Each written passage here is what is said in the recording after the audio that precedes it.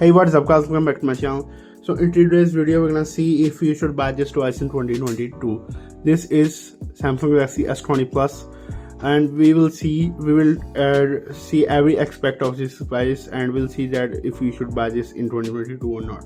So this device came out in 2020, and it was pretty nice back then.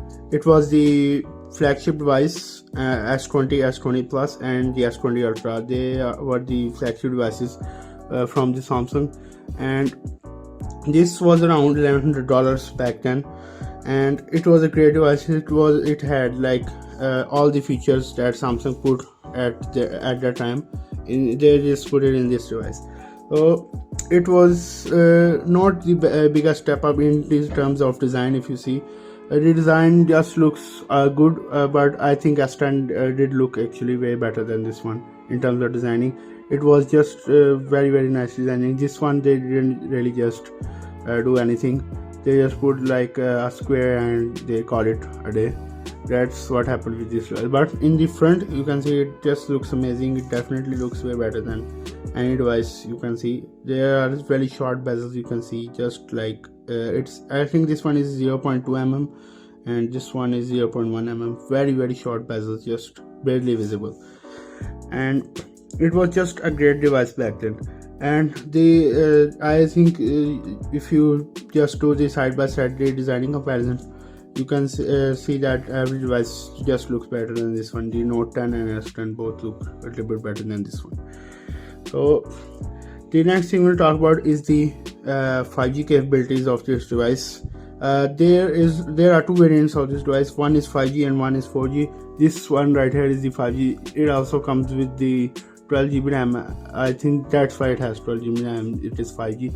I'm not really not that sure, but I think that is it. So it was just a great thing about this device when it came out. The 5G was on the top at the time. Really not available in all the countries, but in those countries that have 5G, it really was a great device to use with everything. So in the bottom you can see it has USB Type-C. Right here you can see that USB Type-C 3.2, which was pretty quick even in 2022. There is no more faster USB than USB 3.2. You can see that. And this is microphone, this is a speaker, and also on the top side this is the SIM card slot and another microphone right here.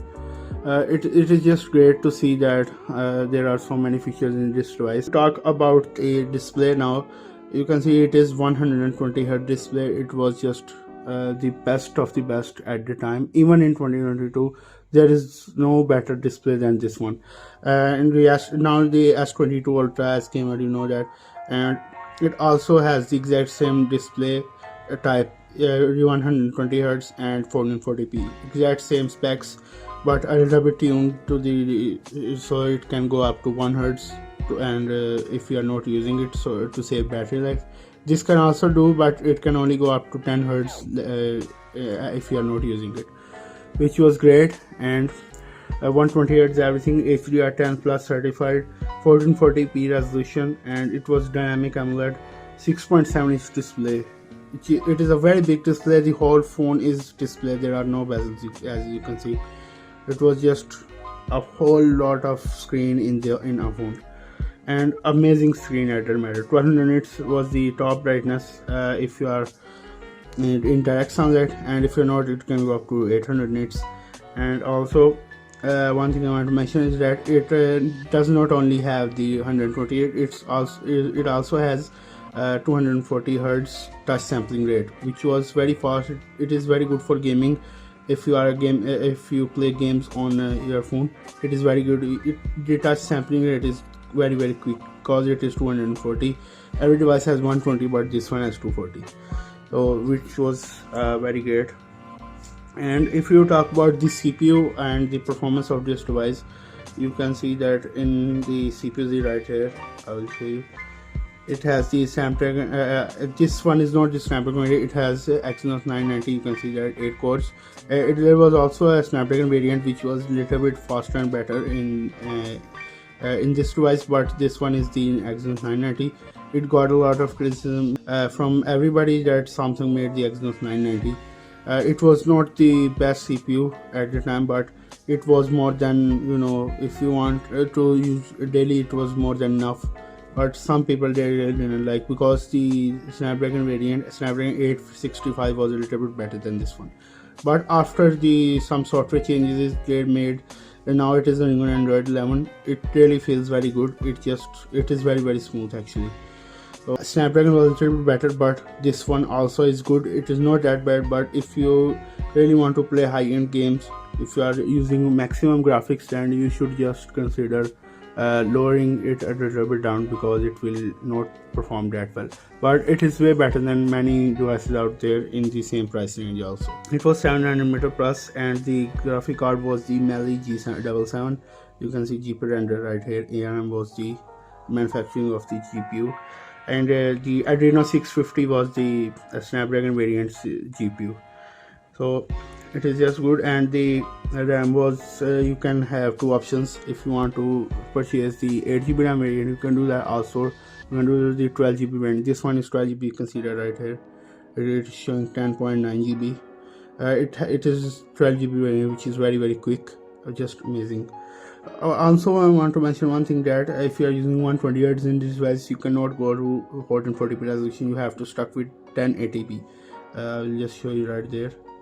You can see right here, motion smoothness, you can see it is on high, but you can only go up to 1080p. I will show you right here. You can see that if I want to go to the 1440p, you can see that it will just change to normal 60 Hz. You can see now it is 60 Hz.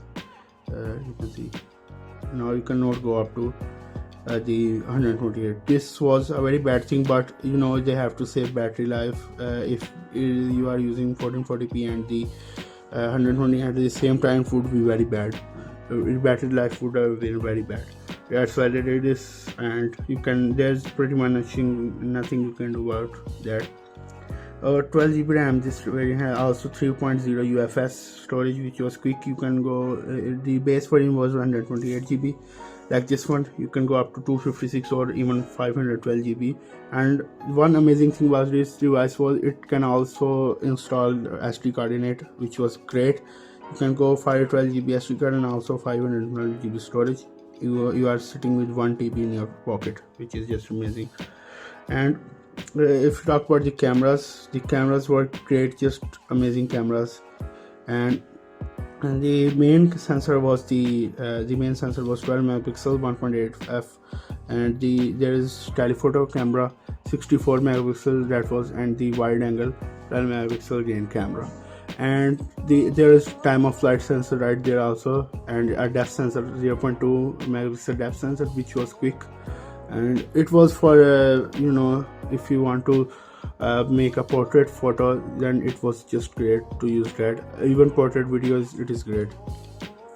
It was great. The camera is great. It can also do up to 30x digital zoom. You can see that 30x, it was just very close, and also the 30x was amazing.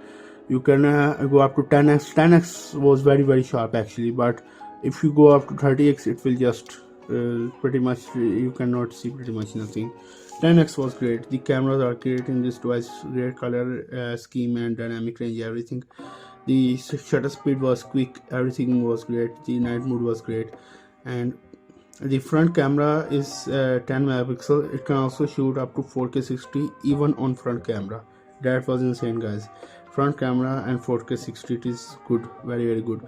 And the back camera can also shoot up to 8K resolution, which is insane, guys. There are not many phones that can record 8K, but you have to use this composer or anything for stabilization, because the stabilization will not be very good on the 8K. It can shoot 8K 24 FPS. So the resolution is just great, but there are ups and downs of using 8K. The storage will be very bad.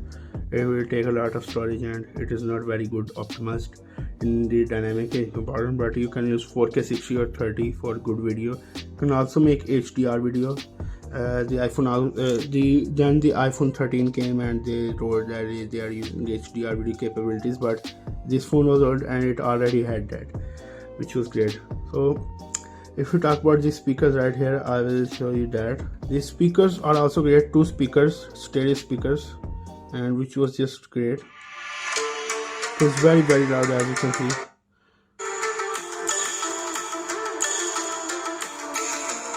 It was just great, guys. The speakers are great. One right here and one right here.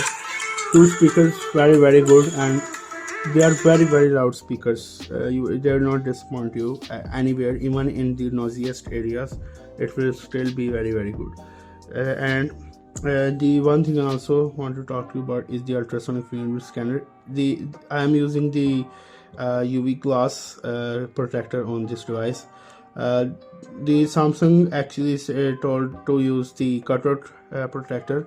They said that you have to use the cutout in the screen, so the fingerprint will work, but eventually they made the workable UV workable fingerprint, but it is not very fast. If you're using this, you can see that it is okay, not very fast in comparison. You can see that it is okay, but if you are not using this, it is much faster and much accurate also. Right now it is not very quick, you can see, but if you are not using it, it will be very quick. Let's talk about the battery. 4500 mAh battery. I will show you again right here. Battery information, you can see 4500 mAh battery. Battery time was not the best, even though it is a very big battery. 4500 is a lot of big battery, but still it was not the best because the specs were very high. The 140 Hz screen, very 6.7 inch, it really just uses very much better. It was, you can see, you can actually get about 6 hours screen on time if you are using normal. If you are playing games, you can get about 3 hours screen on time if you are playing games. It is pretty good, but not the best, anywhere near the best. So it can also do reverse wireless charging. If you have a phone that can wirelessly charge, you can just put it on the back and it will charge it wirelessly, which is a very great feature. So now you can buy this device from to around $500 to $600, which is very nice. S21 FE came out somewhere in the January 2022, and it cost around $700 to $750, which is good in compared to depending on your country. It is good, but this device you can get about $500 to $600. I think this one is definitely better than that. That device also has the plastic back, which is not very good. If you are holding it, is not very good. It is not very scratch resistant, but this one is really good, full feature packed device. So let me know in the comment section below if you want to buy this device or not. If I would definitely recommend you can buy this device, and it does work in 2022. Let me know in the comment section if you have any questions. Just ask. So thank you for watching my video, and please subscribe for more amazing and test videos, and peace.